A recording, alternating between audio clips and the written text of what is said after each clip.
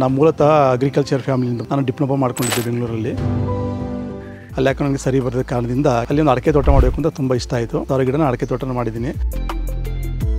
ತೋಟ ಬಂದು ಬರೀ 8 ವರ್ಷದ ಗಿಡ ಅಷ್ಟೇ. ಎರೆಹುಳುಗಳು ಕಾಣ್ತಿರ್ಲಿಲ್ಲ. ಫರ್ಟಿಲೈಸರ್ ಬಳಸ್ತಿದ್ದೆ. ಭೂಮಿ ತುಂಬ ಹಾರ್ಡಾಗಿತ್ತು.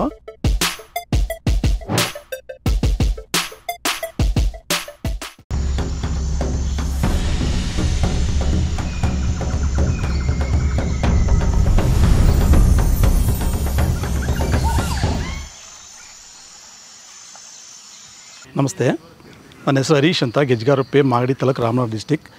ನಾನು ಮೂಲತಃ ಅಗ್ರಿಕಲ್ಚರ್ ಫ್ಯಾಮಿಲಿಯಿಂದ ಬಂದವರು. ನಾನು ಡಿಪ್ಲೊಮಾ ಮಾಡ್ಕೊಂಡಿದ್ದೆ ಬೆಂಗಳೂರಲ್ಲಿ.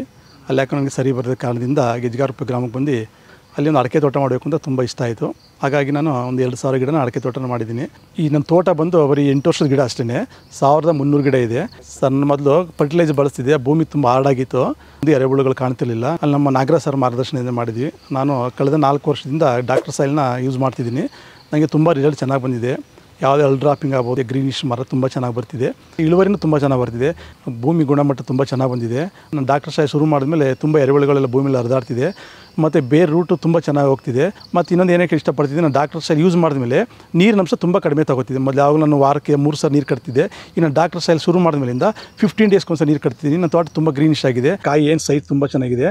ಬಟ್ ಏನಪ್ಪ, ಕಾಯಿ ತುಂಬ ಸೈಜ್ ಆಗಿದೆ. ಒಳಗಡೆ ಸಿಪ್ಪೆ ಸಿಲುವಿದೆ. ಕಾಯಿ ತುಂಬ ಒಳಗಡೆ ದಪ್ಪ ಇದೆ ಅಂತ ತೋರಿಸಿ ನೋಡ್ಬೇಕು ನಾನು ಸ್ಯಾಂಪಲ್ ನಿಮಗೆ.